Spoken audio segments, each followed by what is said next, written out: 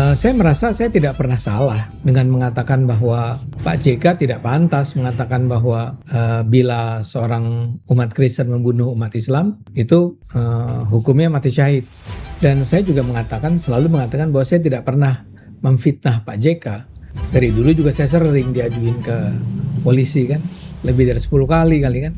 Dan saya sih duga bahwa kelompok-kelompok yang menyerang saya itu adalah kelompok-kelompok yang memang udah gak suka aja sama saya. Persoalannya kemudian mereka menyerang PSI. Jadi PSI diserang-serang nih, dijadikan sasaran tembak. Banyak orang baru sekarang masuk ke dalam PSI. Nah, orang-orang ini masuk dan menduduki posisi-posisi yang strategis di PSI.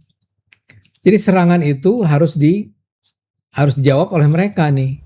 Saya merasa bahwa mereka nih kebingungan dengan serangan terhadap PSI. Apa nih harus dilakukan terhadap Ade Armando? Kan mereka juga gak terlalu kenal-kenal amat tentang barangkali peran saya selama ini di PSI gitu ya. Mungkin cara termudahnya adalah sayanya yang mundur. Agar tidak lagi terjadi. Dan saya merasa bahwa langkah politik saya mungkin yang terbaik adalah ini.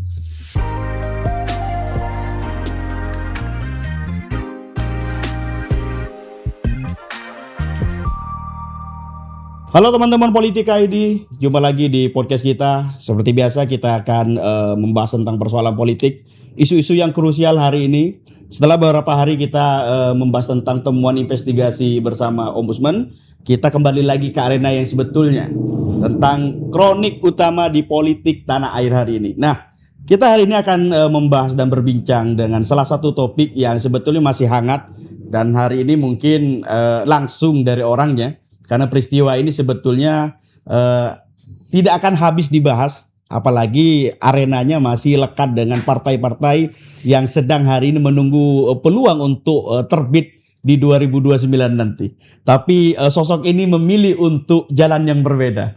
Ini suatu peristiwa yang harusnya kita obrolkan dan kita ingin mendapatkan insight dan penjelasan yang sebenarnya apa yang terjadi. Dan hari ini kita akan berbincang dengan Bang Ade Armando. Apa kabar Bang? Baik, alhamdulillah. Oke, dan hari ini teman-teman, karena ini peristiwa yang unik, karena peristiwanya maka kita juga menghadirkan pengamat andalan kita. Ya, tentunya dengan Mas Nurul Fattah dari Pengamat Politika Research Consulting. Oke, Mas Fattah dan Bang Ade selamat datang untuk berbincang. Terima kasih. Oke, kita mulai dari mana dulu nih? Ini kan repot nih sebetulnya nih. Kalau ada dua ini repot nih. Karena masalahnya ada di Bang Ade kayaknya. Masalahnya ada di Bang Ade. Bang, sejak 5 Mei 2026, Abang sudah memilih untuk tidak berpartai kembali. Peristiwa apa yang Abang harus memilih dan melangkah sejauh ini, Bang? Yang menyebabkan saya menyatakan mundurkan diri. Menyatakan mundur. Ya mungkin ini sudah juga Anda ketahui ya. Tapi saya berusaha ringkas begini ceritanya. Jadi ini kan gara-garanya adalah saya sendiri adalah kader PSI ya. Dalam arti saya sendiri memang juga memilih tidak berada dalam struktur kepengurusan ya. Jadi saya tidak ada di DPP. Saya seorang anggota PSI yang juga sekaligus adalah seorang komentator ya isu-isu politik lah, isu-isu publik lah ya. Di Cokro TV, di PSP Pergerakan Indonesia untuk Semua PIS gitu ya. Jadi memang pada dasarnya saya dari dulu mengatakan bahwa sebagai seorang kader saya tahu bahwa memang ada hal-hal yang mungkin menjadi hambatan bagi saya untuk saya sampaikan ke publik kalau itu misalnya menyangkut kepentingan PSI dan itu merugikan kepentingan PSI. Ini sudah sejak lama ya.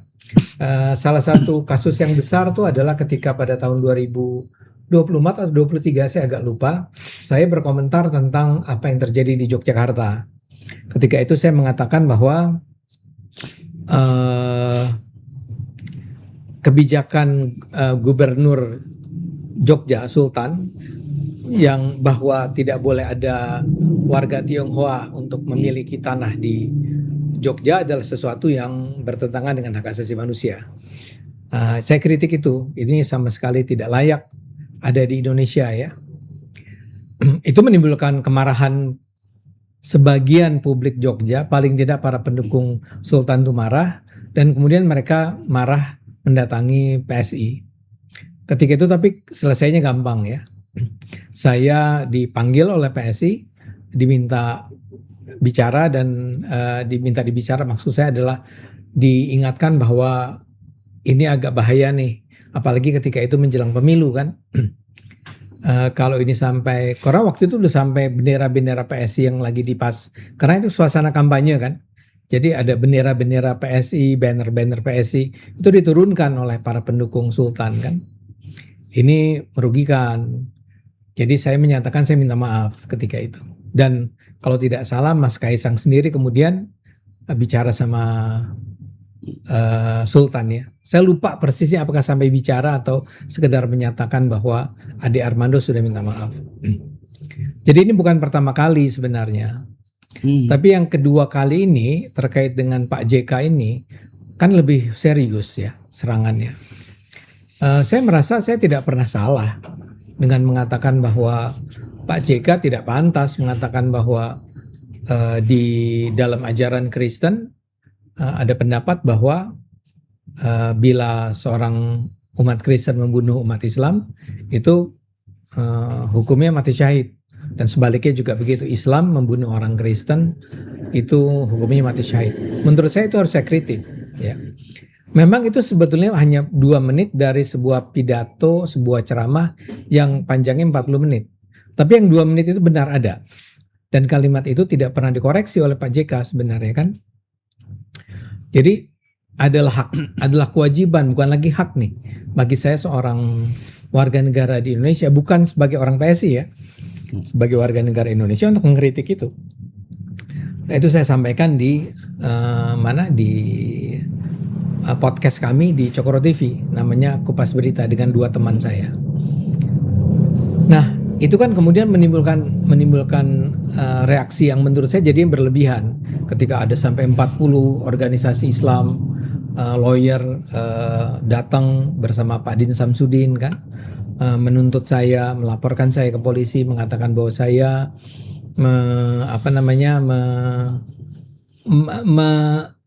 saya lupa istilah yang dia pakai, itu memprovokasi lah, menghasut lah mungkin. Menghasut ya, itu menghasut. kata yang tepat. Menghasut. Buat saya itu sama sekali tidak benar. Tidak pernah saya menghasut orang. Saya tidak pernah berusaha menyulut kerusuhan apapun ya. Dan saya juga selalu mengatakan bahwa saya tidak pernah memfitnah Pak JK. Rekamannya ada kok. Dan rekaman itu bukan saya yang bikin ya. Artinya bukan saya yang potong dari 40 menit menjadi 2 menit. Dan tidak saya tambahkan di sana sini. Saya betul-betul menyajikan di dalam acara kami itu 2 menit secara utuh dari 40 menit yang sebetulnya berlangsung ya. Nah itu kan diprotes, mereka marah, dilaporkan ke polisi. Yang buat saya ya Anda mungkin tahulah ya track record saya. Dari dulu juga saya sering diaduin ke polisi kan, lebih dari 10 kali kan. Jadi nothing really new gitu loh. Jadi ya emang begitu gitu kan. Tapi saya percaya ini kalau sampai dilanjutkan proses hukumnya, saya merasa berani untuk menjelaskan kepada polisi ya. Karena ada kok kan tuduhannya antara lain adalah saya dengan sengaja memotong dan menyebarkan kan. Enggak, saya enggak memotong, dan saya menyebarkannya juga bukan menyebarkan 2 menit. Saya bikin sebuah podcast yang cukup panjang, 30 menitan kalau nggak salah. Dan di situ saya jelaskan kenapa kami merasa harus mengkritik lah atau mengoreksi lah apa yang dikatakan Pak JK. Karena menurut kami konflik antar agama ini sudah berlangsung sejak lama. Janganlah sekarang ikut disulut oleh hal-hal semacam ini. Tapi kan kelompok yang menyerang saya itu tidak berpikir seperti itu, dan saya sih duga bahwa kelompok-kelompok yang menyerang saya itu adalah kelompok-kelompok yang memang udah nggak suka aja sama saya sejak lama kali ya. Dan ini ada kesempatan nih untuk bisa memenjarakan kembali, dapat kesempatan lagi untuk memenjarakan Ade Armando gitu kan. Nah persoalannya kemudian mereka menyerang PSI ya, mengirimkan surat, saya ingat sekali, dan ini orang terkenal yang menyampaikan, yang mengirimkannya. Selama ada Ade Armando di PSI, dan Ade Armando itu adalah orang yang anti Islam gitu ya. Ya jangan pernah harap kami akan mendukung PSI kayak gitu-gitu loh. Itu orang parpol Bang. Bukan. Tapi pernah berkecimpung di politik juga. Enggak. Oh iya, tapi besar lah nama orangnya. Nama gitu. besar. Oke. Nama cukup besar di kalangan umat Islam. Hmm. Nah, itu datang tuh ya serangan semacam itu. Dan bahkan di luar itu ada berbagai meme, berbagai medsos yang bilang bahwa PSI itu anti Islam, mengingatkan kembali gitu ya. Apalagi pada saat yang sama saya lupa tadi menyebut ada Grace Natali yang juga mengkritik secara sangat tajam juga. Dia juga dilaporkan kan.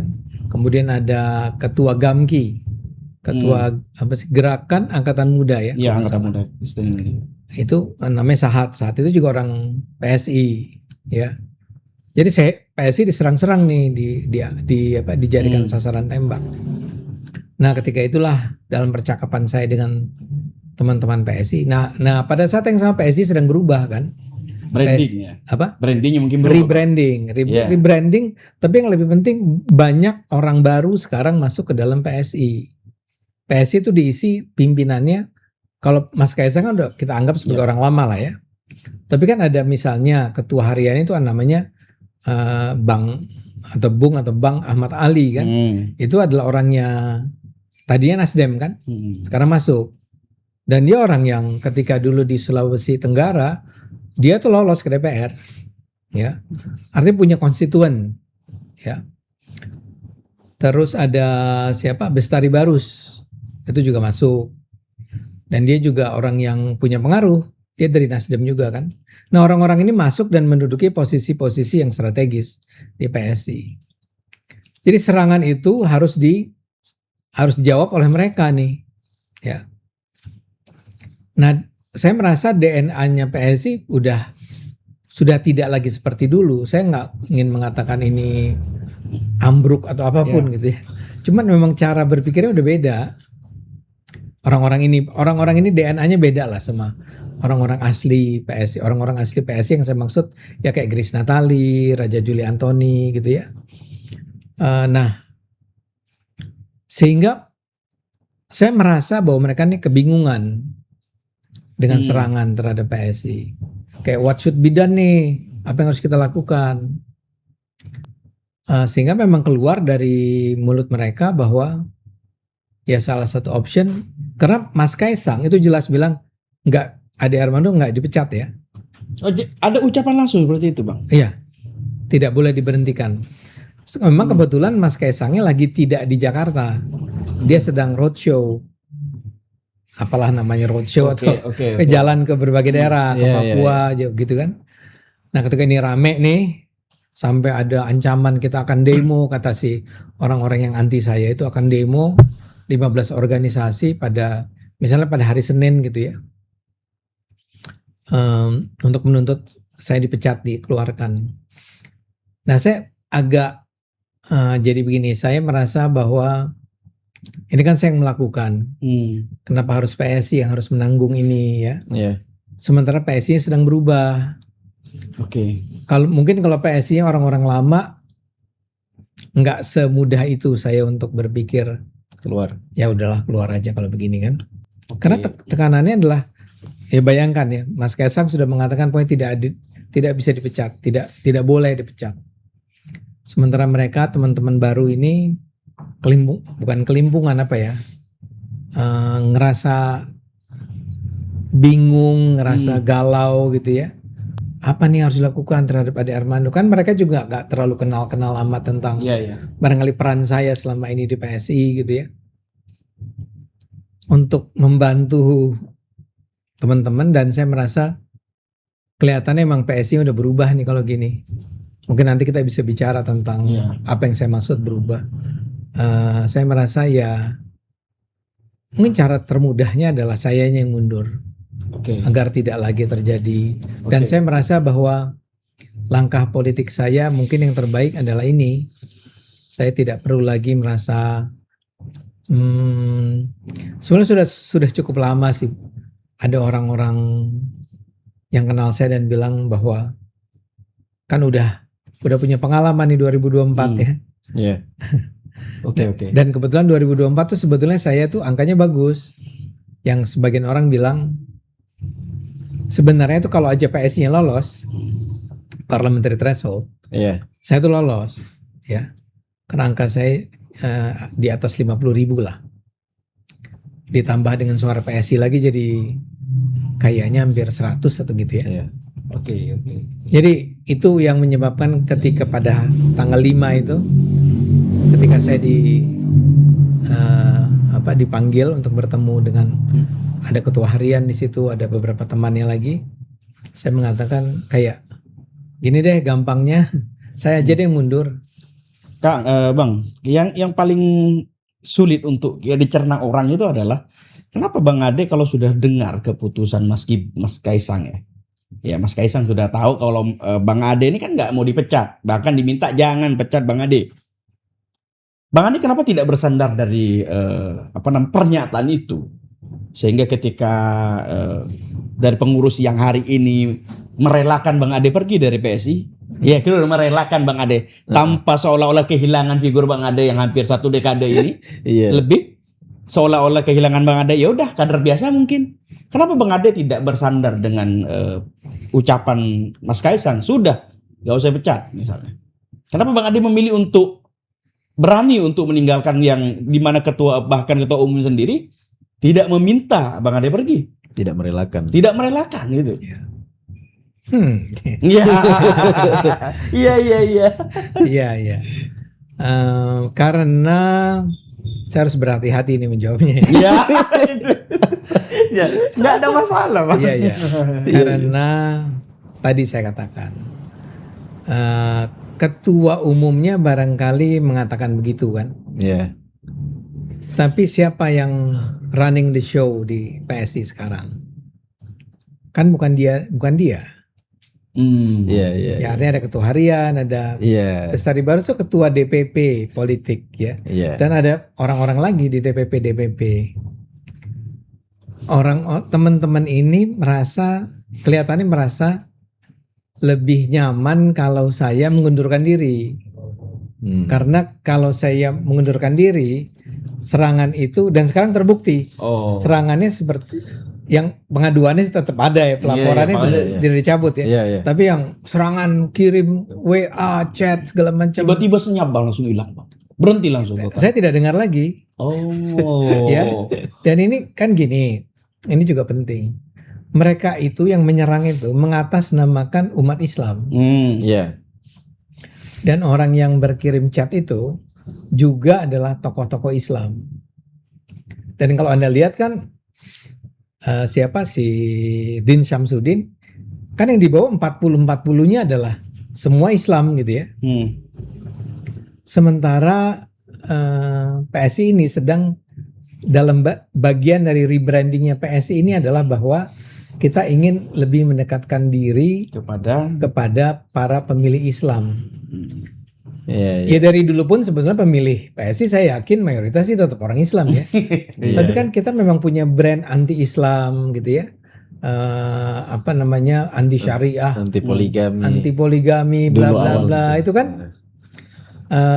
Nah teman-teman yang baru nih yang running the show saya bilang itu memang kepengen ini terlihat sebagai sebuah partai yang bisa diterima oleh umat Islam, ya, yang mengancam umat Islam. Walaupun saya selalu bilang umat Islam yang mana itu gitu ya. Ya kan umat Islam tuh kan Anda juga Islam, kan beda sama umat Islam tertentu gitu kan. Nah, saya merasa bahwa not worth it kalau Anda ngerti ininya ya, istilah bahasa Inggris kan, layak nggak sih saya ngotot gitu ya, hanya karena tadi Mas Kaisang juga nggak kepengen saya diberhentikan. Dia emang bilang begitu, tapi ini teman-teman yang lain kelihatannya mengalami kesulitan akibat apa yang saya sampaikan. Saya nggak mau, saya misalnya dipaksa untuk habis ini nggak boleh ngomong gitu lagi ya. Iya. Nggak bisa dong kalau tiba-tiba nanti abis ini bukan JK tapi siapa tokoh lain gitu ya kembali bicara tentang atau bahkan melarang pembangunan gereja atau apa. Ya, saya harus stop ngomong nggak? Kalau itu yang menyatakannya adalah orang penting di dalam dunia Islam, dan orang penting ini dianggap punya pengaruh di basis masa Islam. Iya. Saya nggak mau kalau itu yang akan terjadi, dan selama ya saya sih masih percaya teman-teman PSI yang masih ada nih yang tidak keluar kan, itu adalah orang-orang yang tetap percaya pada arti penting keberagaman, pluralisme, anti intoleransi misalnya, masih banyak. Tapi kan yang paling mengganggu tuh orang seperti saya, karena saya tuh nggak mau kalau untuk hal-hal yang prinsipil, jangan suruh saya nggak bicara gitu kan. Itu justru saya masuk politik, masuk ke partai politik agar saya bisa memperjuangkan itu kan. Oh iya oke Pak. Nah kalau sekarang saya berhadapan dengan teman-teman yang janganlah gitu ya. Saya tuh sampai bilang begini soalnya kepada teman-teman yang ketika itu bukan mengadili tapi meminta saya datang dan menjelaskan gitu ya. Saya tanya sama mereka, coba tunjukkan di mana letak kesalahan saya dalam podcast saya yang dipersoalkan oleh para pengkritik itu. Oke. Di mana letak kesalahan saya, kalimat saya yang salah? Di mana kalimat saya yang bisa diasumsikan sebagai menghasut, sebagai memfitnah, memprovokasi, mengadu domba, bahkan tuduhannya mengadu domba gitu kan, sebut.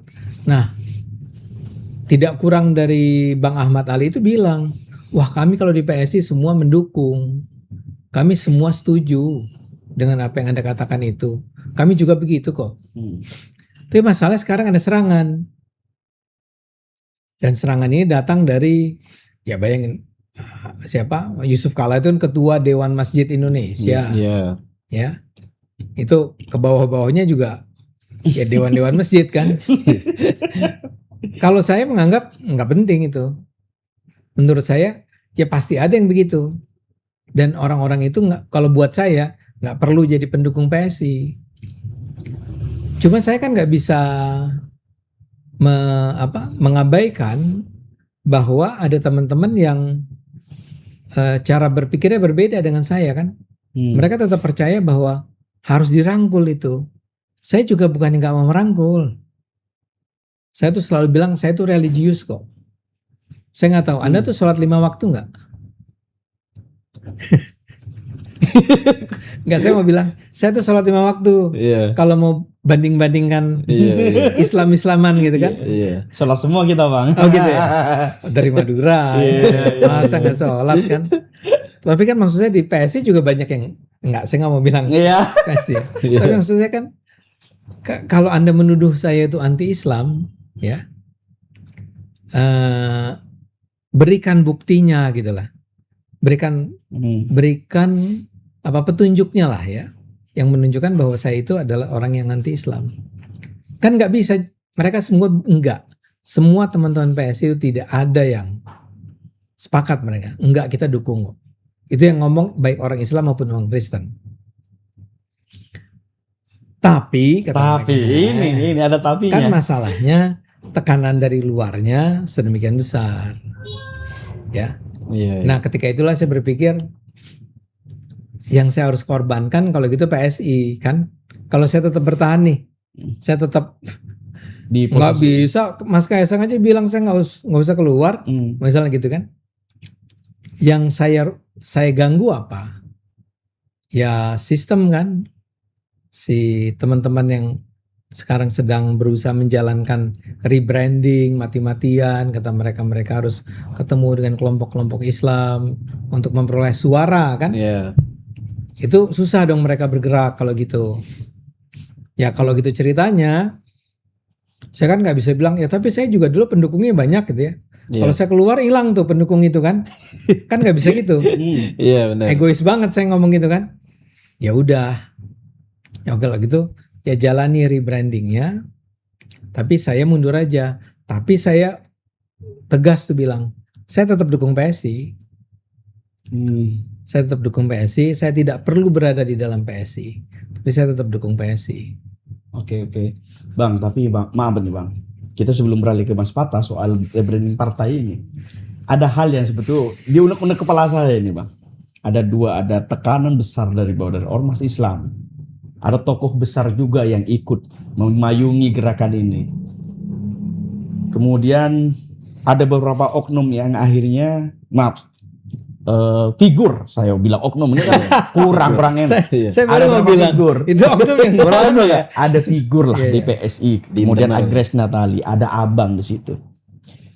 Apa mungkin ada anggapan bahwa ini ada desain besar yang untuk cut off kader lama? Kalau Abang menjelaskan seperti itu, maka publik juga akan atau jangan-jangan serangan atas PSI ini sebetulnya adalah By design. jembatan by design untuk merubah rebrandingnya dengan cara wajah-wajah lama menjadi wajah baru. itu agak berlebihan. Ya, itu cuma Enggak. anasir aja, Pak. Bukan, enggak. Saya nangkep argumen itu dan Iya. bukannya saya tidak memikirkan itu, Iya. tapi kan Grace-nya nggak keluar, yang keluar cuma saya gitu Iya. loh. Iya. Dan Grace itu kemarin justru bikin pernyataan bahwa yang kan isu dia lain lagi nih dengan saya. Isu dia adalah bahwa PSI menyatakan, ketua harian menyatakan, Bang Ali itu menyatakan tidak akan ada bantuan hukum buat PSI. Ya. Buat Grace Natali. Buat Grace Natali. Yang buat saya itu kayak tamparan kedua. Kalau mau disebut yang saya keluar itu tamparan pertama saya, tamparan keduanya adalah oh my god gitu kan. Grace Natali ini founding mother lah, bukan founding father kan. Founding mothernya PSI. Dia tuh berjuang mati-matian dari tahun 2014-15 kan. Iya. Dan tiba-tiba sekarang gara-gara dia melakukan sesuatu yang tidak salah kan. Kan tidak salah itu mengkritik Pak Yusuf Kalla. Tiba-tiba kata PSI, oh itu urusan dia pribadi. Kita nggak mau kasih bantuan hukum. Tapi kemudian dia sendiri yang bilang, itu saya yang suruh kok. Saya bilang sama PSI, itu pernyataan yang saya katakan bahwa JK itu salah tuh. Jadi pernyataan Grace bahwa JK salah itu adalah pernyataan Grace pribadi, bukan pernyataan PSI. Dia sampai ngomong begitu. Nah, poin saya adalah saya keluar, tapi apakah orang-orang lama ini akan disingkirkan? Kalaupun ada keinginan itu, kalaupun ada, saya tidak mengatakan itu mereka lakukan ya, tapi kalaupun ada, itu nggak akan mudah. Karena orang-orang lamanya itu masih bertahan. Ada Grace Natali, ada siapa? Ada Raja Juli Antoni, masih ada bahkan ada orang baru yang juga sama kerasnya menurut saya siapa namanya? Bro Ron itu Sinaga ya. Ada orang-orang semacam itu di Bogor tempat saya ada Sugeng Teguh Santosa. Itu yang ketua apa ya? Police Watch atau apa gitu ya. Jadi ada banyak orang idealisnya di dalam PSI itu. Sehingga kalau mau diubah rebrandingnya betul-betul menjadi meninggalkan yang lama sama sekali, branding yang lama sama sekali. Misalnya saya menyebut branding yang lama itu adalah anti intoleransi dan anti korupsi kan. Itu dua tuh yang buat saya sangat kuat. Ya mungkin tanpa saya nantinya ya, saya cuma akan dari luar kasih support gitu ya. Tapi teman-teman di dalam kan masih akan terus memperjuangkannya. Jadi kalau kenapa saya bilang berlebihan tuh adalah gini. Kalaupun ada upaya melakukan itu berlebihan. Artinya Anda pasti akan berhadapan dengan orang-orang yang cukup keras gitu. Dan saya duga Mas Kaisang tetap akan mendukung gagasan-gagasan ini. Apalagi kalau Pak Jokowi masuk nanti ya. Jadi untuk melakukan transformasi secara total bahwa PSI menjadi partai yang misalnya partai agama gitu ya, paling gampang itulah ya. Itu nggak akan terjadi. Oke. Jadi anggapan itu mungkin hiperbolik aja kali Bang ya. Nggak, saya mau mengatakan itu make sense. Karena yang mengatakan itu berulang kali ada banyak orang. Dan saya ditanya dengan hal yang sama ya. Dan jawaban saya semula saya ketika masih marah gitu ya. Iya nih kayaknya emang lagi mau diobrak-abrik nih PSI. Tapi pelan-pelan saya mulai berpikir ulang kan. Ya kalaupun ada, saya menduga itu akan sulit terjadi. Kedua, saya mulai menangkap ya bukan semakin kuat pandangan saya bahwa Bang Ali dan Bestari dan segala macam itu betul berpikir pragmatis saja, berusaha menarik suara orang-orang Islam gitu yang memang jumlahnya besar gitu kan. Dan ya mereka kebetulan dari Sulawesi Selatan, jadi ya gaya beragama orang Sulawesi Selatan kan, orang Makassar, ya JK lah, ya siapa lagi ya, ada Rusdi Mase kan ininya Nasdem ini yang orang-orang Islam dari Sulawesi Selatan kan memang gaya-gayanya tuh gaya berantem gitu kan. Nah, sehingga saya berpikir ya memang nih orang-orang ini berusaha menarik hati orang Islam untuk bisa masuk ikut mendukung PSI. Orang seperti saya memang benar itu mengganggu sekali. Kenapa harus begitu, Bang? Ya gaya saya. Gaya saya itu ya bayangin, kan tadi saya bilang saya lebih dari 10 kali dipanggil polisi, hampir semua tuh urusannya dengan agama. Jadi branding Ade Armando anti Islam tuh saya nggak bantah, itu emang terjadi, ada.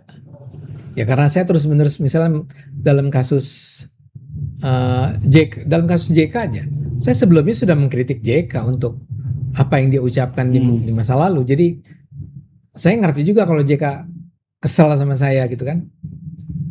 Dan barangkali merasa orang ini harus memang disingkirkan nih dari PSI. Mungkin kalau saya disingkirkan dari PSI nanti JK bantu PSI, saya nggak tahu. Saya nggak pernah dengar sih, tapi mungkin kan. Nah jadi mereka betul-betul merasa bahwa kalau PSI bisa dibersihkan dari orang-orang seperti saya, itu akan sangat membantu PSI untuk bisa meraih suara para pendukung Islam, pemilih Islam. Itulah yang menyebabkan saya merasa ya udah. Oke. Ini menarik sebetulnya. Tapi sebelum saya ada pertanyaan khusus ke Bang Ade, Mas Pata, kalau branding partai sudah kehilangan figur lama ini, jalan ceritanya akan ditulis bagaimana ke depan? Kira-kira begitulah. Ini kan wajah lama, wajah dari luar masuk, wajah lama hilang. Nah, brandingnya akan kemana PSI ini kira-kira? Ya, oke Mas Melki. Saya melihatnya ya, Bang Ade. Jadi memang ketika ada persoalan yang menimpa teman-teman PSI atau kader-kader lama, yang mana kayak Kresna Natali itu sebagai peletak batu pertama lah kira-kira di PSI itu ya. Yang kemudian ketika memiliki persoalan itu tidak mendapatkan bantuan hukum dari PSI. Ini agak berbeda dengan apa namanya, narasi solidaritasnya itu gitu kan. Yang seharusnya solid gitu kan. Ketika tidak memberikan bantuan kepada kadernya, ini justru menunjukkan bahwa partai ini tidak solid di dalam. Itu yang pertama. Kemudian yang kedua, memang ketika partai-partai ini ketika partai-partai ini banyak orang-orang baru yang masuk ke internal partai, apalagi itu orang-orang yang memang berasal dari partai lain gitu, katakanlah politisi politisi bajing loncat ya. Atau apa tuh? Jadi politisi-politisi ya yang selama ini ada di partai lain kemudian lompat ke partai seperti partai PSI, ini justru akan menimbulkan banyak friksi-friksi di dalam partai itu gitu. Ketika friksi-friksi ini tentunya mereka mengukur kekuatan mereka gitu. Orang-orang baru ini mengukur ketika mereka diberikan kekuatan atau kekuasaan oleh ketua umum atau siapapun yang menjadi orang yang dipercaya oleh mereka untuk masuk di PSI itu, mereka mengukur itu Bang. Mereka mengukur bahwa saya punya kekuatan, saya punya kekuasaan, maka sepertinya partai ini sudah bisa saya kendalikan, dan orang-orang lama yang mengganggu ini berpotensi disingkirkan oleh orang-orang baru ini gitu. Nah, sebenarnya Bang, kalau kita lihat dari dari branding PSI itu. PSI ini jangan sampai kehilangan identitasnya sebagai partai yang cukup kritis terhadap hal-hal yang memang tidak sesuai dengan baik itu dengan undang-undang gitu kan. Bang Ade Armando misalkan konsen di mengkritisi tentang hal-hal yang intoleran, Bro Ron konsen mengkritisi hal-hal yang berkaitan dengan korupsi gitu. Nah, itu menjadi ciri khas PSI. Tapi kemudian ketika hari ini itu dihilangkan orang-orang yang seperti ini, maka identitas PSI itu akan hilang gitu. Ini yang sebenarnya menjadi ciri khas dari PSI sebagai partai anak muda awalnya, meskipun sekarang sudah banyak orang-orang yang melebihi 40 tahun gitu yang dijadikan syarat oleh PSI. Ini sebenarnya menjadi ciri khas bagi PSI. Orang-orang di internal, anak muda dan kritis gitu. Itu yang seharusnya jangan sampai hilang dari PSI.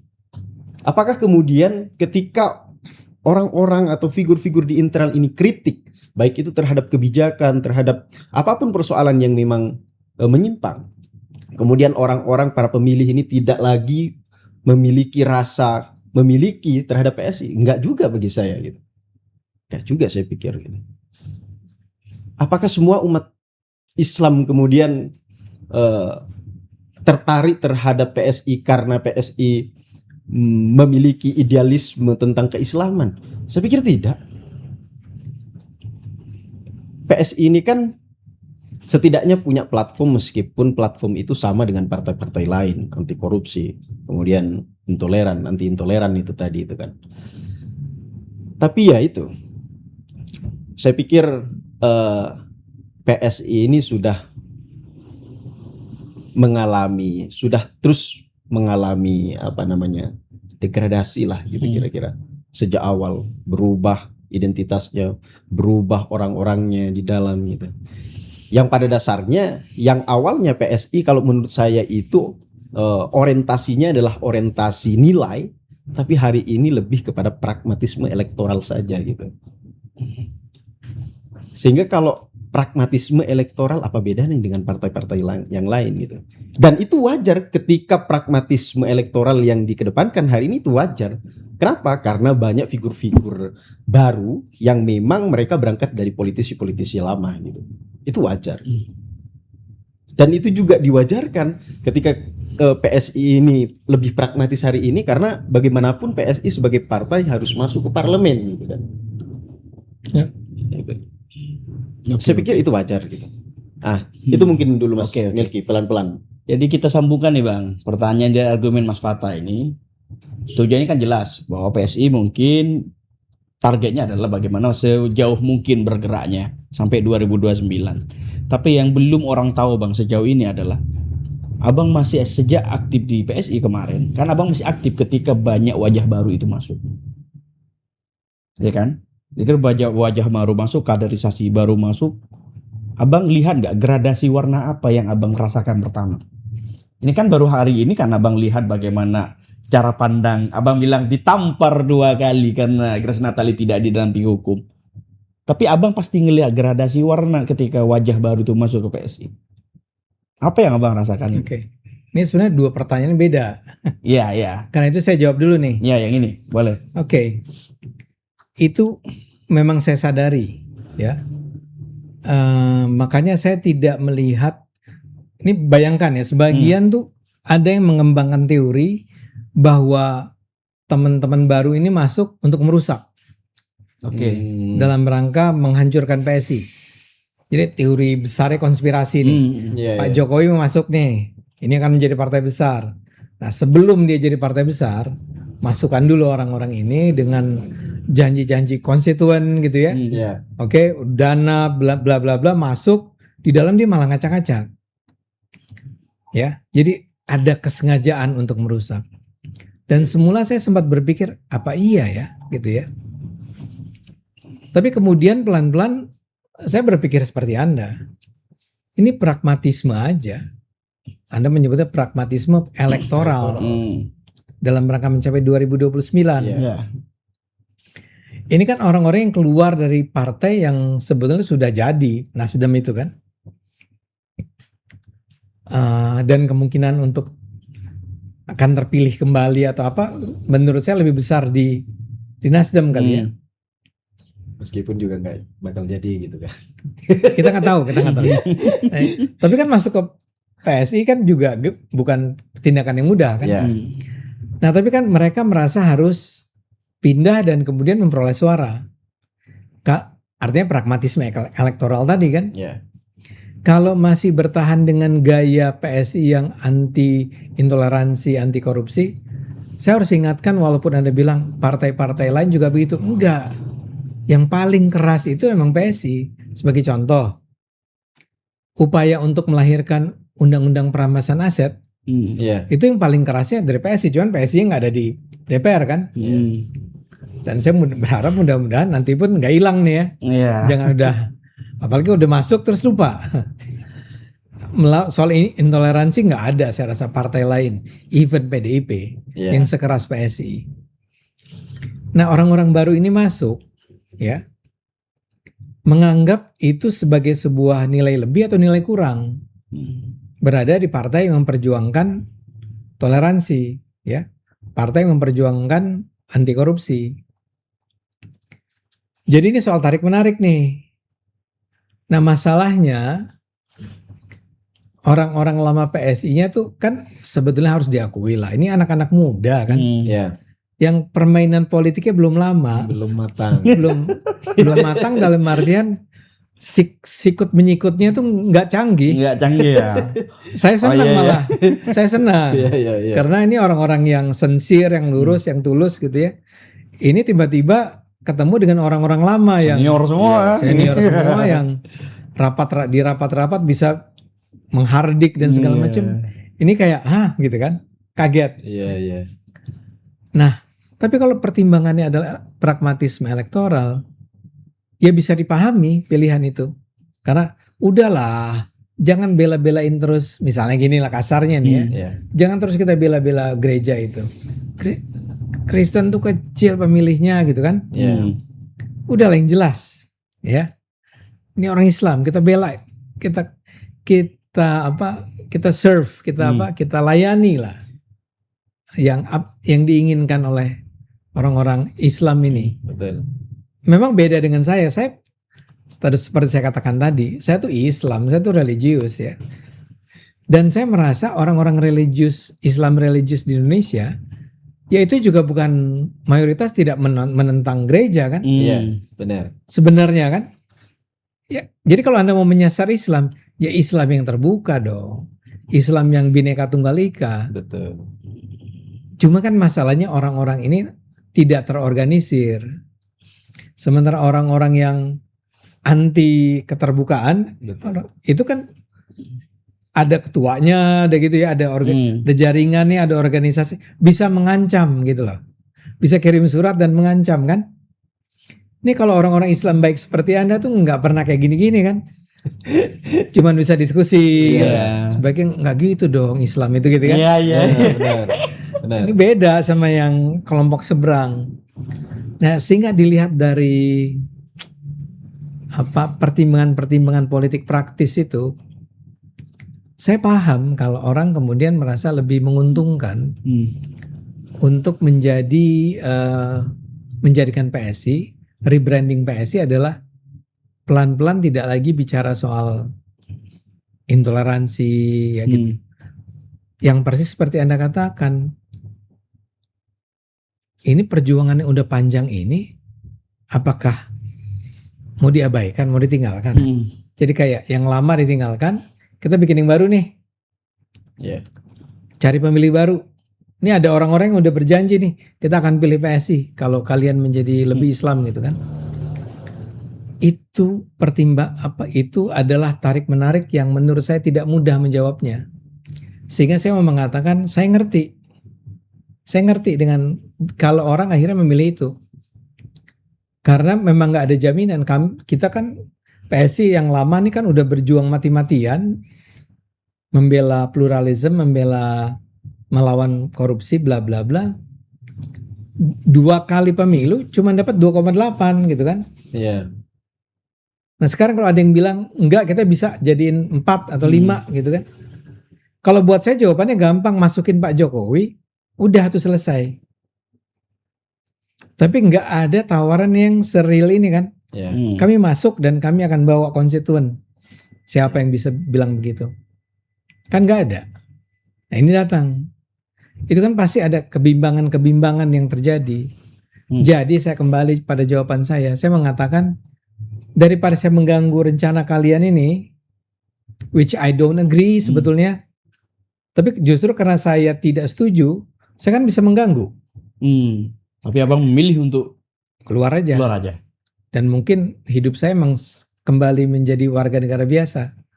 Bikin penelitian, nulis buku, ya. Nah, kembali ke pertanyaan Anda nih. Ya. Nah, Anda banyak orang menyangka bahwa itu aktif secara intensif di dalam tubuh PSI. Saya tidak kok. Saya bukan pengurus. Saya tidak diundang dalam pertemuan-pertemuan PSI. Saya cuma dengar dari luar dari teman-teman apa yang terjadi, ya. Dan ya Anda boleh bilang saya naif atau apapun, tapi ketika teman-teman Nasdem itu masuk, saya termasuk yang gembira dan berharap ini akan jadi alat untuk mendongkrak ya. Daya dongkraknya itu tinggi terhadap PSI. Sebagian bilang, tapi mereka itu ingin kita agar lebih mendekat pada bahkan disebutkan dengan Anies Baswedan gitu kan. Ya saya bilang ya coba aja. Tes dulu lah, tes dalam ombak gitu ya Bang kan? Coba aja dulu ya. Karena kita akan melawan nih ya. Atau ini paling gampang gini, saya gimana kalau ternyata PSI bersama-sama Anies Baswedan waktu itu ya, ya saya tetap akan di PSI, tapi saya tidak akan mendukung Anies Baswedan, iya kan? Iya. Kalau calon presidennya Anies Baswedan, sama, saya akan tetap di PSI, tapi saya tidak akan menjadi orang yang mengkampanyekan Anies Baswedan. Ya saya berpikir tentang caleg aja gitu kan, kan bisa. Benar, bisa. Dan kalau ada orang calon pemilih saya bilang, gimana nih Anies Baswedan? Saya akan bilang saya juga nggak dukung kok. Iya. Ya, jadi dimungkinkan itu. Jadi saya melihat memang ada sejak awal itu arah-arah ke arah sana tuh, gerak-gerak ke arah sana itu sudah terjadi di PSI. Tapi ingat, saya tidak berada di dalam.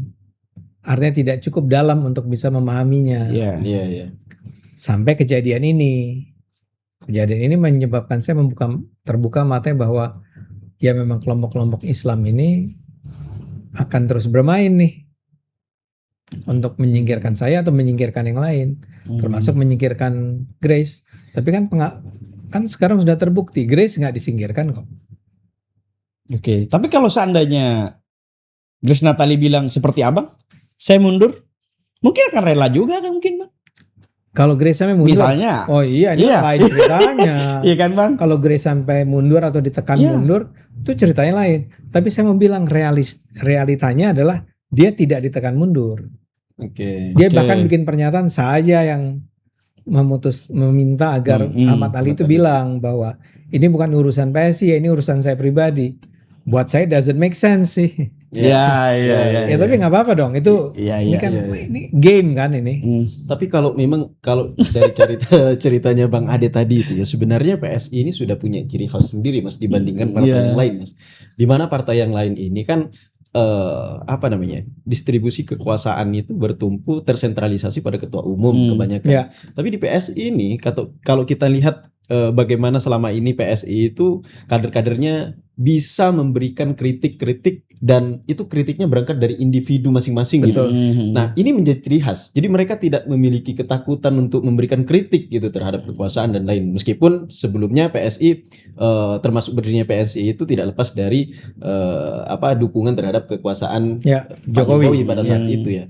Tapi kritik ini loh, distribusi kekuasaan itu tidak bertumpu pada ketua umum. Itu yang menarik sebenarnya yang harus dipertahankan PSI. Belum tentu bisa dipertahankan.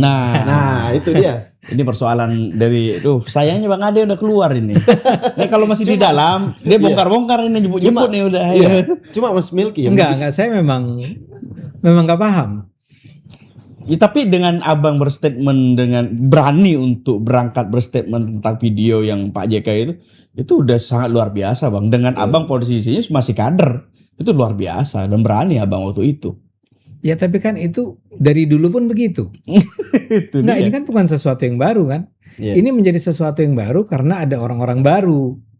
Kalau teman-teman lama sih, kalau saya ngomong begitu, paling dia bilang, ya si Bang Ade memang begitu. Udah biasa gitu ya. Biasa. Siapa yang bisa ngatur dia? Misalnya gitu ya. Heeh. Saya juga akan bilang begitu. Te- Tapi gini ya, Anda harus tahu, saya ditegur tuh mau. Saya kasih contoh yang kasus Jogja itu. Iya. Saya ditegur oleh ketua dan sanksinya gampang. Traktir teman-teman katanya. Iya.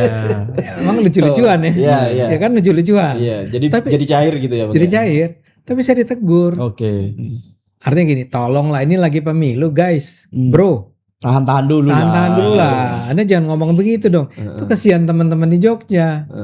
Kan itu nggak ada di kepala saya kan. Iya. Oh iya ya. Heeh. Ya saya minta maaf sama teman-teman Jogja. Oke. Sebel lah dia. Mungkin suara dia akhirnya nggak sebesar seperti yang mereka harapkan. Saya sih berpikir enggak. Saya nggak percaya bahwa gara-gara kita kritis itu kita akan kehilangan suara. Saya selalu percaya kita kritis, suara kita akan menjadi lebih besar. Benar. Ya. Oke. Itu asumsi saya. Benar. Tadi Anda mau ngata apa Enggak, ya? yang menarik itu Mas, Bang Ade ini dianggap orang yang bukan bagian dari pengurus partai selama ini gitu. Dianggapnya dia nggak ada apa-apanya gitu. Maksudnya kenapa dia harus ikut campur membicarakan tentang internal PSI gitu. itu yang menarik itu ya Mas ya. Jadi kenapa itu Bang? Abang itu dianggap orang yang tidak berpengaruh sebenarnya di PSI itu Bang. Ya itu kan pendapat dia. Enggak, saya tahu maksud Anda Bestari Barus kan? Iya. Iya, enggak itu sebenarnya ketika saya udah keluar. Iya. Buat saya ya saya bukan mau ngeritik beliau ya. Cuman gini, partai politik itu harus siap dikritik oleh siapapun, ya. Dan saya akan bilang saya udah keluar, bro. Saya bukan lagi orang PSI. Masa saya nggak boleh kritik Anda? Lang saya itu dulu ngeritik PDIP. Dan gara-gara saya ngeritik PDIP, saya dituntut 200 miliar oleh PDIP. Saya pernah dengar Ingat kan itu? Bang, ya. Iya. Jadi maksud saya ini saya lakukan bukan hanya ke PSI. Betul. Saya dulu ke PDIP, mungkin pernah juga ke Demokrat gitu ya. Saya tuh percaya sekali sama orang yang namanya Jürgen Habermas nih kalau kita bicara teori-teori nih ya, yang bilang tentang public sphere. Kan kira-kira gini, demokrasi mau jalan, maka kita harus membiarkan orang bicara. Dan bicara itu harus setara, harus dengan sarana yang cukup, gitu didengar, dengan rasional segala macam, termasuk kritik. Kalau Anda nggak mau dikritik, Anda harus siap bahwa Anda akan tumbang hanya karena Anda nggak tahu bahwa Anda punya kelemahan-kelemahan yang sudah diingatkan oleh orang lain. Betul. Ya itu kan ya politik biasa kan. Orang seperti Soeharto akhirnya ya tumbang. Mungkin juga karena nggak ada orang yang berani ngomong sama dia. Saya juga menganggap sekarang Pak Prabowo nih. Pak Prabowo harus lebih dengar dong orang-orang yang ngomong secara sincere ke dia ya. Dia bukan gaya Pak Harto, enggak dia. Tapi juga apakah dia mendengar kita nggak tahu. Betul. Kan gitu. Tapi kembali ke PSI. Saya tidak akan pernah berhenti menyuarakan apa yang saya anggap sebagai benar, kecuali kayak tadi ya, saya merasa ya worth it lah untuk tadi ketika saya diingatkan jangan seranglah Jogja itu gitu kan, karena ada sesuatu yang sangat rasional di belakang teguran itu ya. Tapi kalau Anda nggak punya alasan untuk menegur saya dan hanya karena Anda nggak suka saya menegur Anda, saya menegur Anda nih sekarang. Ini ruangannya kok gelap sekali kata dia. Anda langsung dihidupin lampunya kan gitu ya. Ya saya harus menyatakan ini gelap. Ini kebijakan pemerintah misalnya ini merugikan masyarakat. Nah saya cuman mengkritik PSI ya. Saya berada di mungkin lebih baik saya berada di dalam. Kalau saya di dalam saya nggak akan ngomong keluar kali ya. Benar. Tentang PSI-nya. Tapi saya tetap akan ngomong kritik terhadap PSI di dalam PSI, di pertemuan-pertemuan PSI atau di WA grupnya PSI. Oke? Iya. Nah sekarang saya udah di luar. Kalau saya sekarang udah di luar, ya saya akan terus menyuarakan, misalnya taruhlah begini gambaran buruknya, PSI meninggalkan kepercayaan mengenai toleransi, ya. Dan saya tidak mendengar PSI bicara lagi ketika ada pelarangan gereja, sama sekali gak ada suara. Saya akan bilang, mana suara PSI ini? Jadi menurut abang ini pergi nih berarti PSI kehilangan garda terdepan untuk menggandeng isu-isu toleransi. Karena sejauh ini tidak ada lagi, Bang. Ada dong. Grace itu kan sebetulnya pejuang. Bukan, maaf ya, ini pendapat pribadi saya, Bang. Abang ini bisa bisa berbeda dimensi. Abang juga paham nilai-nilai keislaman. Abang juga ngerti juga nilai-nilai toleransi dan perbedaan. Tapi tidak semua di PSI bisa seperti itu, Bang. Abang tidak sayang kalau abang keluar justru menyediakan lubang besar di PSI yang tidak ditempati orang lagi. Pertanyaan saya, lebih baik mana? Saya berada di luar, tapi ada lubang yang nggak bisa diisi, atau saya berada di dalam, tapi terus saya dilarang ini, dilarang itu, dilarang ini, dilarang itu. Nggak ada gunanya. Saya nggak mau. Saya itu orang yang berpikiran bebas, dan saya percaya pada freedom of speech. Saya tuh percaya negara ini hanya bisa selamat kalau orang tuh dibiarkan bicara, tapi dengan menggunakan akal sehat ya. Kalau nggak ada itu, nggak bisa selamat negara ini. Oke, Bang, saya ada pertanyaan yang lupa dia. Abang pernah nggak melontarkan bahwa abang ingin minta maaf ketika ada tekanan? Abang pernah nggak mengungkapkan ingin minta maaf dari tekanan 40 ormas itu?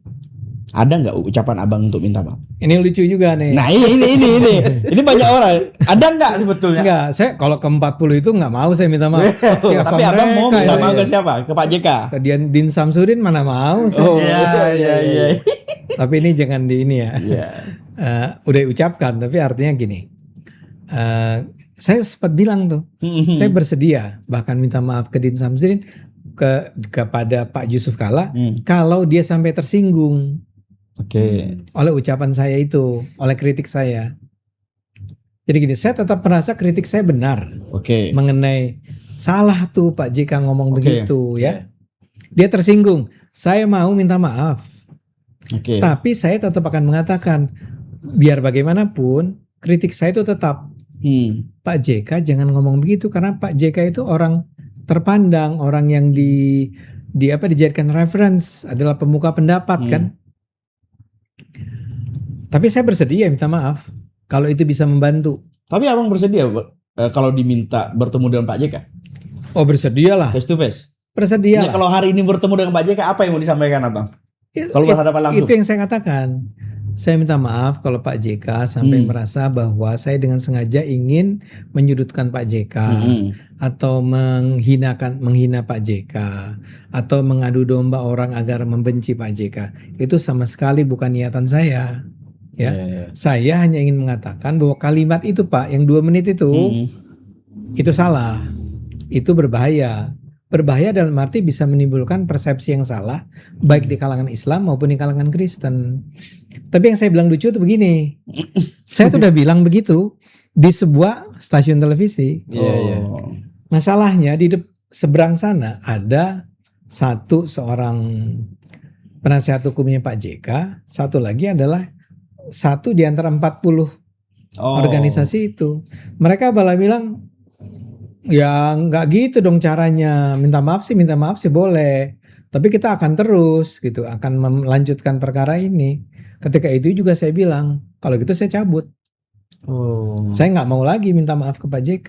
Oh, jadi pas abang memberikan klarifikasi ke pers, bukan pers, di sebuah acara talk show nih. Ada saya, ada mereka nih. Oh, mereka nyeletuk. Setelah saya ngomong, mereka bilang, oleh si host ditanya kan, bagaimana nih Pak? Wah nggak gitu, dia bilang. Itu kalau minta maaf sih gampang, tapi yang penting adalah ini harus dilanjutkan, perkara hukum ini dilanjutkan. Buat saya itu menunjukkan tidak adanya political will yang baik, tidak ada kesediaan. Kalau gitu saya tarik, saya nggak akan mengajukan permohonan maaf.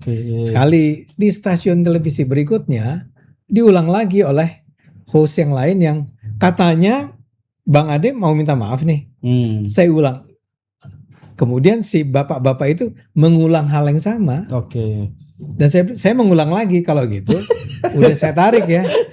Saya nggak mau minta maaf kalau Iya, gitu. iya. Ngapain minta maaf sama Oke. orang yang nggak mau terima maaf kita kan? Oke, Bang, jujur Bang, dari awal aku lupa. Apa yang sebetulnya berbahaya dari pidato itu, Bang, sebetulnya, Bang? Berbahaya dong. Enggak, berbahaya apa? Dari pemaknaan segi apanya yang Loh, berbahaya? enggak, kalau gini. Saya justru ingin mengingatkan kita itu belum bisa menyatakan bebas dari kebencian antar umat beragama di negara ini. Kita masih lihat ya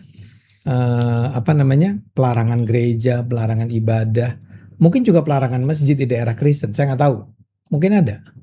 Dan kita pernah mengalami pertumpahan darah di Poso, di Ambon. Ya. Paling tidak 2 daerah itu. Ya. Oke.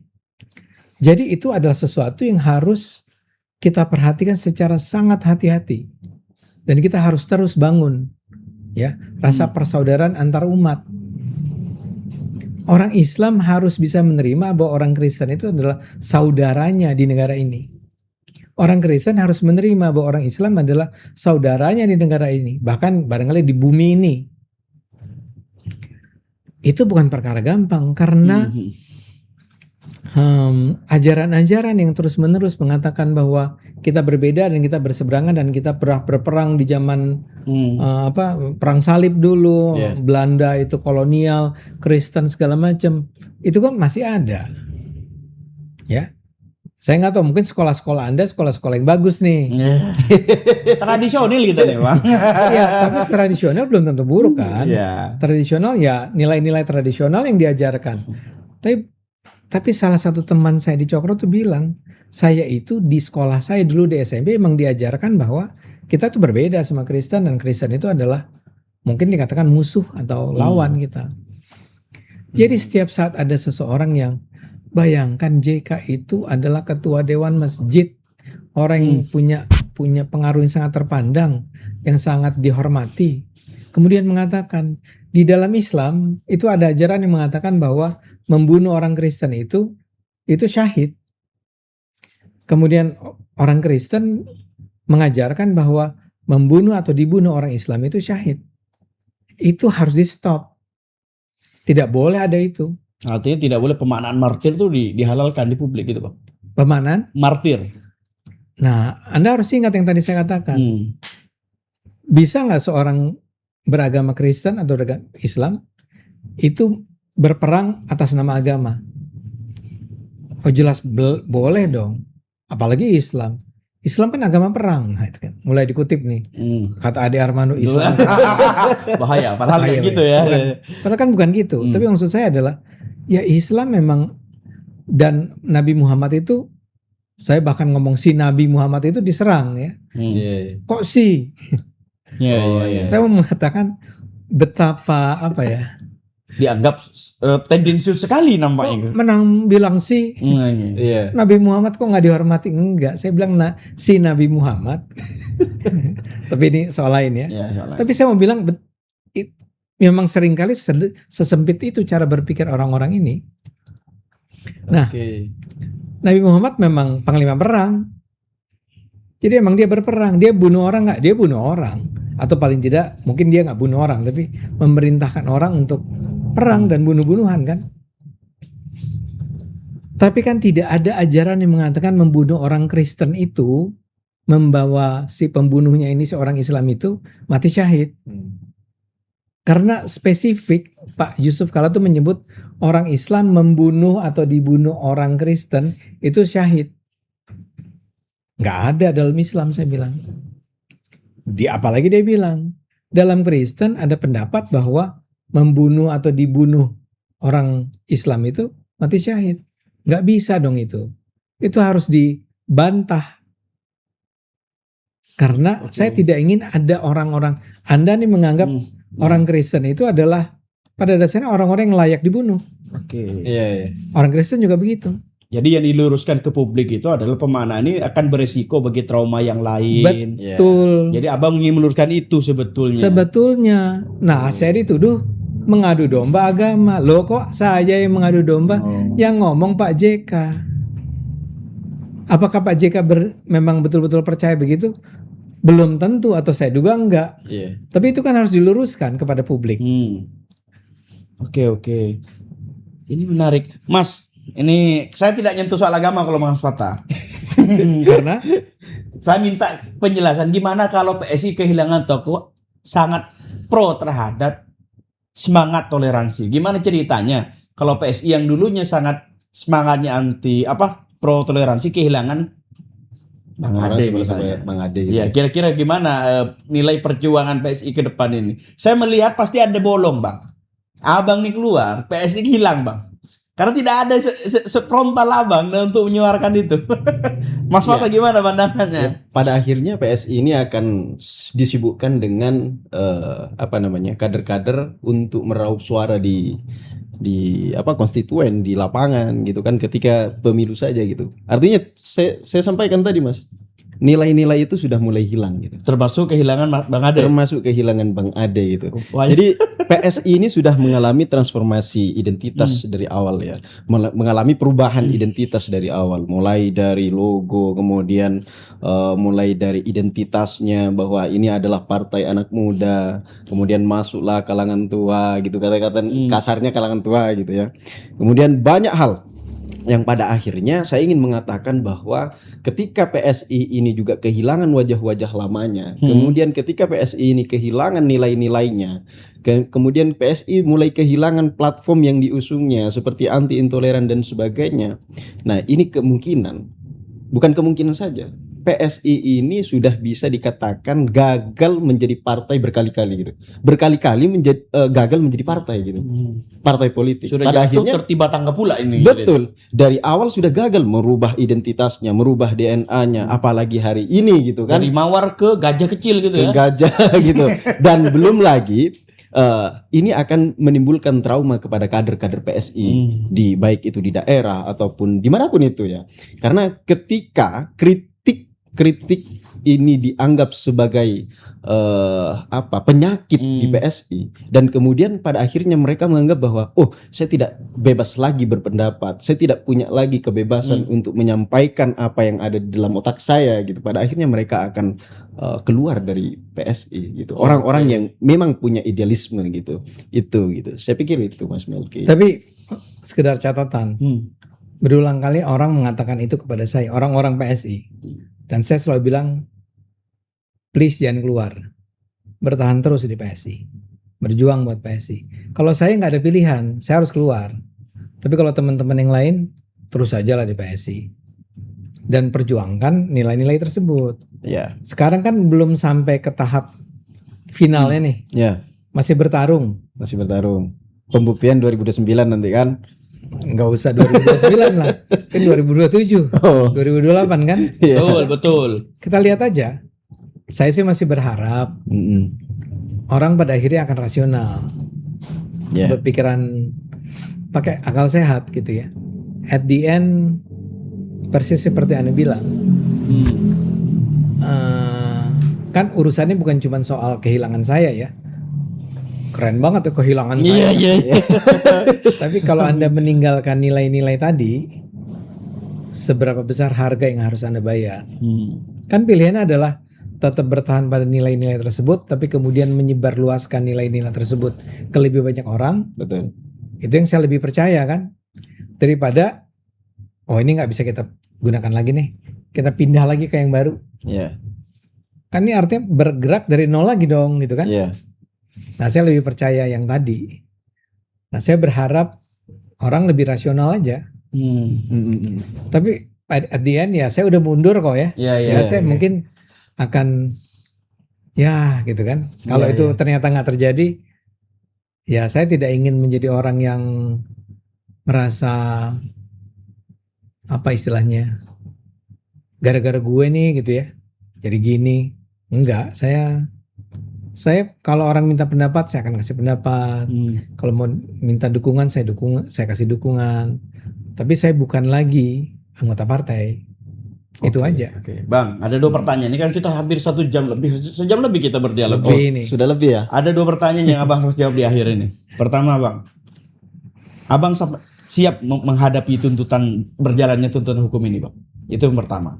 Kalau ada opsi dari penuntut hukum terhadap apa yang dijalani Abang hari ini, permintaan maaf dengan catatan Abang diminta untuk mengakui kekeliruan. Abang berusaha meminta maaf atau bertahan dengan standing point yang Abang pertahankan dengan pendapat soal dengan pandangan video Pak JK. Itu yang pertama. Itu kedua atau Ya, pertama? itu yang pertama. Oke. Yang kedua, Bang. Ya. Apa yang Abang bicarakan kepada kader yang Abang ini kan sebetulnya punya nilai yang diperjuangkan sejak motivasi Abang masuk di PSI sejak awal. Kemudian Abang keluar di PSI punya motif. Ya. Motif masuk dan motif keluar ini sama apa tidak, Bang? Oke, yang pertama dulu ya. Yang pertama dulu. Yang pertama tadi apa? Jika ada tawaran dari orang-orang 40 ormas itu untuk ya udah kita cabut tuntutan. Tapi Bang Ade harus mengakui bahwa apa yang keliru. Apa tetap standing point dengan Tetaplah. Iya. Enggak kalau Serius, Bang, nih, Bang. serius lah. Saya berani kok maju ke pengadilan. Kalau sampai ke pengadilan, saya tetap berharap polisi tetap melihat secara menggunakan akal sehat dan melihat apanya sih yang diperkarakan gitu ya. Tapi kalau itu ternyata tetap saya harus maju ke polisi, dilaporkan ke polisi. Kalau saya harus maju ke pengadilan, saya jalani karena kebenaran tuh nggak bisa ditawar. Ya, apalagi cuman karena kami tarik tuntutan kami, tapi Anda harus mengakui kekeliruan. Wong saya nggak keliru, kenapa saya harus ngakui kan? Iya. Tapi jadi itu for better or for worse, saya akan bertahan. Itu yang satu. Yang kedua tadi apa?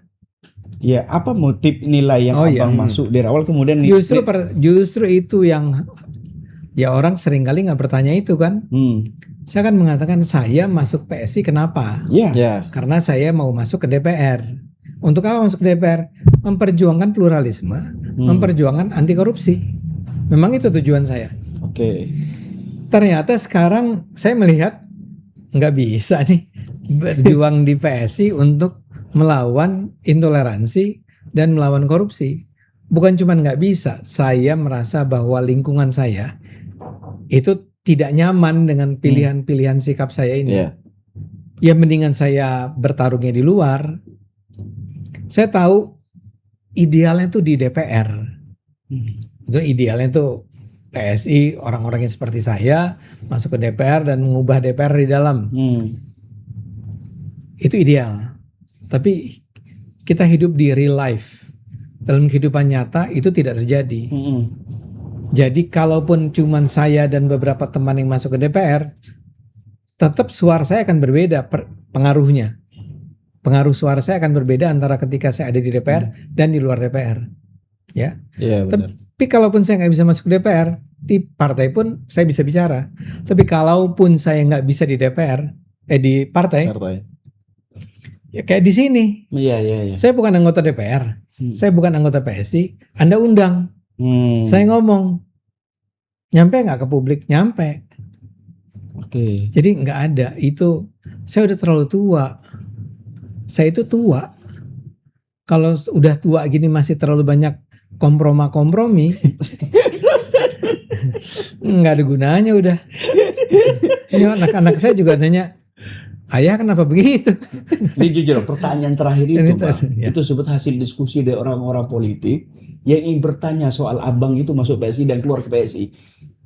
Itu banyak yang menitipkan ke saya soal pertanyaan ini.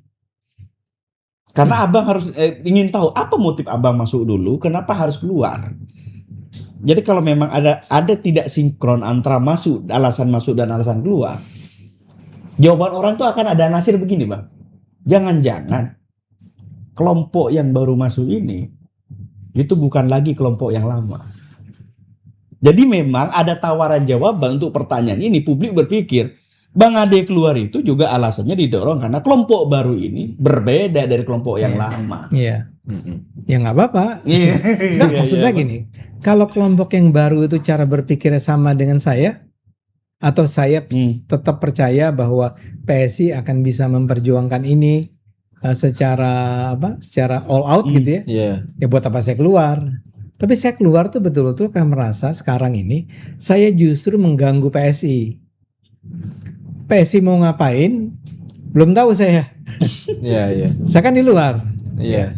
Saya tetap berharap PSI akan bertahan. Ini kayak dengan itikat kenapa dia berdiri dulu. Dan itu orang-orangnya adalah ada Grace-nya, ada Raja Juli Antoni, ada Andi Saiful Haq. Ya. Itu adalah orang-orang yang dulu mendirikan. Satu lagi Endang Tirtana. Iya. Bang Andi. Ya tadi Andi Saiful iya. Haq. Ya. Satu lagi Endang Tirtana. Orang-orang ini punya semangat yang solid tentang anti intoleransi, anti korupsi. Sekarang masih begitu nggak? Tanyakan pada mereka. Saya sih masih percaya masih. Amin. Mudah-mudahan ya. Mudah-mudahan. Oke. Ini sebetulnya saya ingin sampaikan banyak hal, tapi Bang Ade cuma juga nanti kita buat sesi. Kita tunggu apakah ada kelanjutan kisah yang panjang atau sudah selesai di sini. Saya berharap Bang Ade bisa menghadapi semua hal-hal yang Amin. sedang berjalan ini, Bang. Iya. Dan mudah-mudahan siapa tahu nanti keluar di PSI, kalau tidak minat di politik, siapa tahu ada tawaran yang lain, ya kan? Karena berjuang di DPR memang real, Bang. Bisa ideal, Bang, buat Abang. Karena kalau seperti ini terus Abang tetap dicap dan diberikan kategorisasi sebagai orang-orang yang dianggap anti-Islam terus. Iya. Sampai kapan kan tidak enak betul itu, Bang, perjalanan hidup seperti itu. Sebetulnya yang kasihan tuh keluarga. Oh iya. Bukan saya. Kalau saya kan percaya betul. Cuman kalau anak-anak saya dibilang bapak lu kafir gitu ya. Serius. Waduh. Ini terjadi di sampai mereka kampus gak, Bang? Misal anak Abang kuliah gitu. Ada sering. Oh enggak, di kampus dia. Kan kampus dia juga kampus yang aman. Oh iya. Oh ada yang, berarti kalau ada yang nggak aman juga berarti. Iya kan. Tapi kan saya nggak bisa cerita ya. Iya. Jadi ya kalau sebetulnya lebih ke mereka saya berpikir. Istri saya sampai nggak punya medsos sama sekali. Benar. Iya karena dia nggak mau baca apapun yang memaki-maki saya kan. Ya Anda tahu lah betapa orang memaki-maki saya kan. Tapi kan ya kita harus memperjuangkan kebenaran. Itu kan nggak bisa ditawar-tawar. Karena saya udah tua. Mungkin kalau saya masih muda-muda nih, masih 30-an gitu ya. Atau 40-an. Masih bisa berpikir, nah, nanti kita berubah 5 tahun lagi lah. Lah kalau saya kan belum tentu 5 tahun lagi saya masih ada kan. Jadi harus terus aja dulu. Dan saya pengen anak-anak saya bangga gitu. Kalau nanti suatu kali saya meninggal atau meninggalkan mereka. Mereka bisa bilang, tapi ayah saya sampai terakhir tetap percaya gitu kan. Tapi kalau saya tiba-tiba dibeli jadi apa gitu kan. Jadi ini sebagai perjalanan memberikan inspirasi sebetulnya. Benar. Ini konsisten betul Bang Ade, ini bisa jadi ini. Ini berbanggalah orang-orang yang tidak berubah di akhir. Insya Allah. Amin Bang. Bang Ade, Mas Mata, terima kasih. Terima kasih. Saya terima kasih. Ini dialog yang sebetulnya membuka banyak hal, Mas Fatah. Ini kan hampir 2 kali Bang Ade, ini 2 kalinya Bang Ade datang ke sini, dan ini curhat nih. Kalau kemarin kan curhat soal PSI-nya. Betul. Ini kisah di mana dia berakhir sebagai anggota PSI. Iya benar. Luar biasa. Ini lapisan peristiwa yang berbeda tapi dengan cerita yang sama sebetulnya. Apakah ada cerita selanjutnya? Mudah-mudahan Bang Ade siap hadir kembali. Siap. Bang Ade berlabuh ke partai lain mungkin. Iya, siapa tahu. Kelihatannya susah. Ya. Bang Ade, terima kasih. Siap. Sudah datang kembali di podcast ini, dan teman-teman, inilah akhir dari perbincangan kita. Siapa tahu teman-teman berminat untuk jangan komen-komen aneh-aneh lah. Ini kita sudah semua istilah yang janggal, apapun pengertian yang kemarin di medsos, apapun itu masih dipertanyakan, semua clear. Alasan-alasan yang dulu tidak bisa diungkapkan oleh Bang Ade sudah jelaskan secara rigid. Tidak ada sembunyi, kecuali beberapa nama yang masih belum diungkapkan siapa-siapa itu. Dan ini kita tunggu di episode selanjutnya. Siap. Dan saya Melki Amrosoli mengucapkan terima kasih. Sebagai host mengucapkan teman-teman jangan lupa di like and subscribe channel kita. Assalamualaikum warahmatullahi wabarakatuh. Waalaikumsalam warahmatullahi wabarakatuh.